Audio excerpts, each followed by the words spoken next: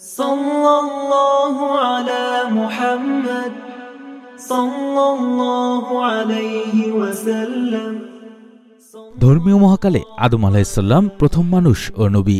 মানবজাতির আদি পিতা মাতা আদম হাওয়া থেকে মানুষের সৃষ্টি ও বিকাশ ঘটেছে এবং আদম হাওয়া থেকে নবী রাসূলরা এসে আল্লাহ নামের প্রকাশ ও বিকাশ ঘটিয়েছেন আল্লাহর ইচ্ছায়।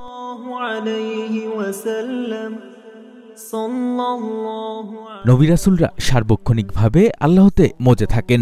নবী রাসূলদের বংশীয় ধারায় সব নবী রাসূলের বিকাশ ঘটেছে আল্লাহ পাকের মর্জি মাফিক।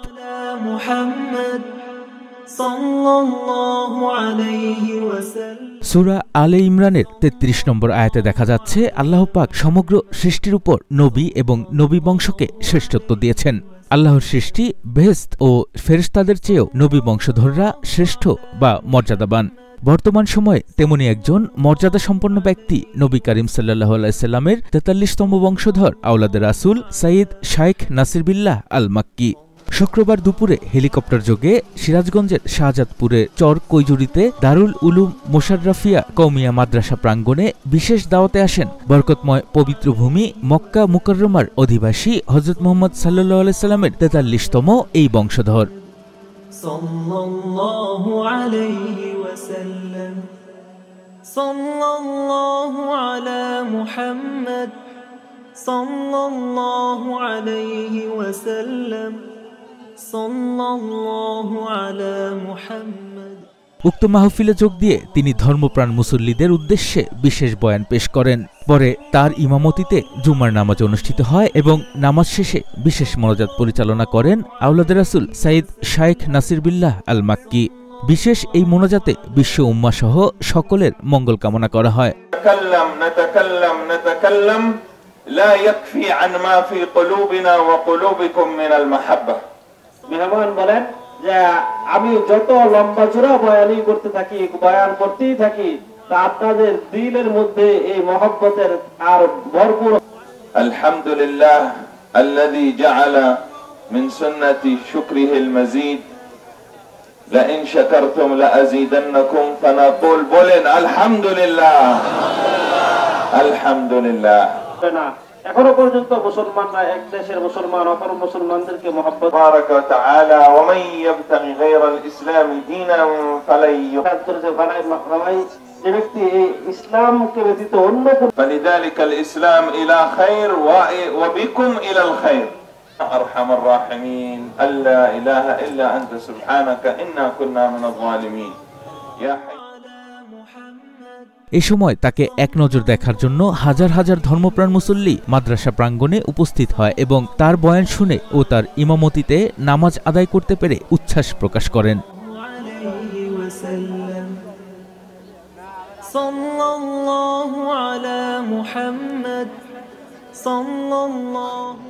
আমাদের মাদ্রাসার নাম দারুল উলুম মোশাররফিয়া কওমি মাদ্রাসা এবং প্রতিষ্ঠাতার নাম হলো মাওলানা মুফতি মোস্তফা কামাল সাহেব।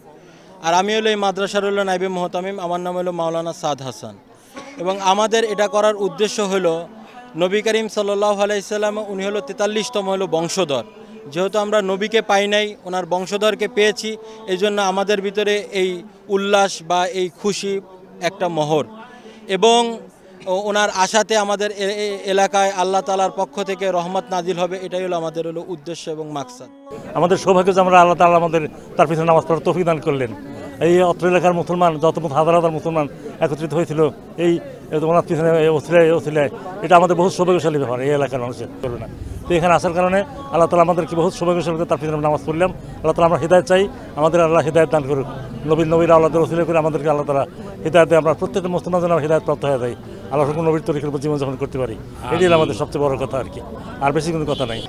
সে মক্কা মোকাররম থেকে সে আসছেন, তার পিছনে নামাজ পড়তে পারছি, এটা আল্লাহর কাছে হাজার হাজার রহমত ছাড়া এটা সম্ভব না। সবাই এটা এই অংশগ্রহণ করা সবার পক্ষে মানে সবার নসিব হয় নাই। আর এত বড় জামাত আমাদের অত্র এলাকায় এত বড় জামাত হয় নাই। নবী করিম সাল্লাল্লাহু আলাইহি সাল্লাম ৪৩তম বংশধরের এই পিছনে নামাজ পড়ে এই রহমতের বিনিময়ে আমরা সবাই একত্রিত হয়েছি। আল্লাহ যেন আমাদের উপর রহমত নাজিল করে, এলাকাবাসীর জন্য রহমত নাজিল করে, সবাইকে যেন ঈমান দান করে, সবাইকে যেন নামাজ পড়ার তৌফিক দান করে। এইটুকু আমার সবচেয়ে আল্লাহর কাছে চাওয়া।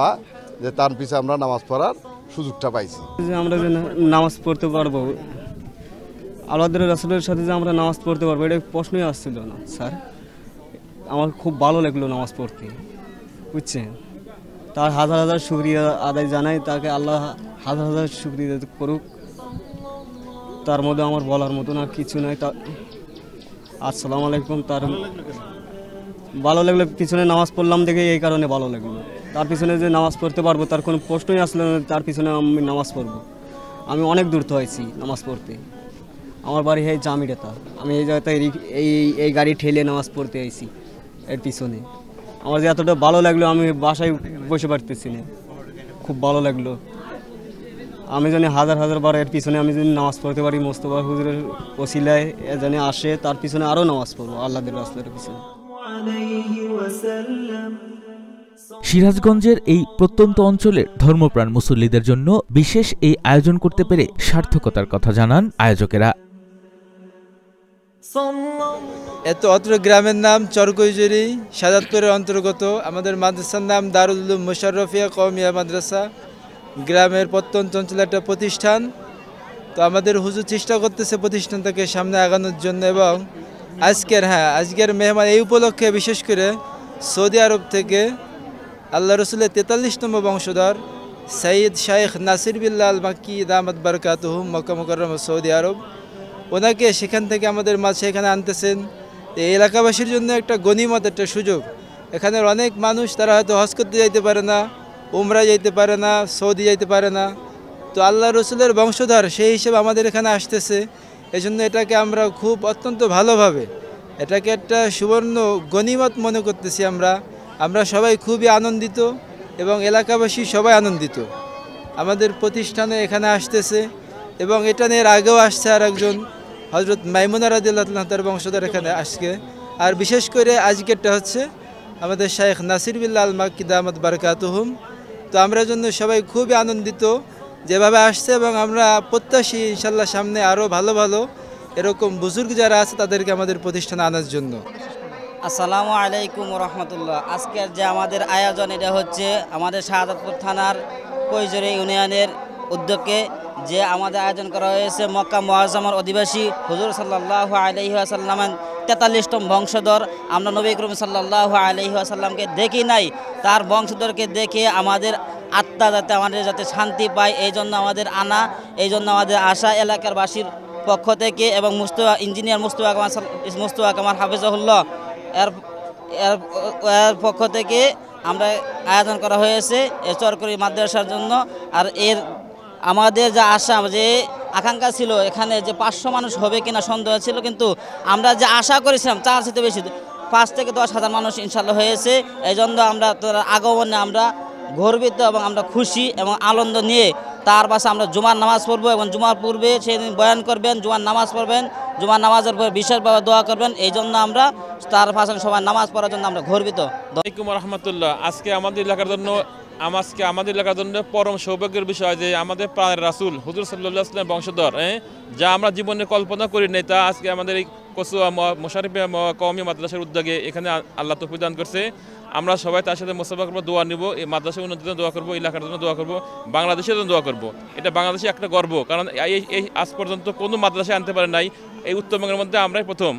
আমাদের মাদ্রাসা কওমি মাদ্রাসা, মুশাররফিয়া কওমি মাদ্রাসা, এই মাদ্রাসা উন্নয়ন প্রকল্পে সারা বিশ্ব আজকে আমাদের মাদ্রাসা সম্বন্ধে জানবে, পরিচিত হবে। কী সমস্যা আমরা সেই সমস্যা তুলে ধরবো, তাদের সবাই এই মাদ্রাসায় দিনের প্রতিষ্ঠানে সবাই সহযোগিতা করে এই মাদ্রাসা আরও উন্নত হয়।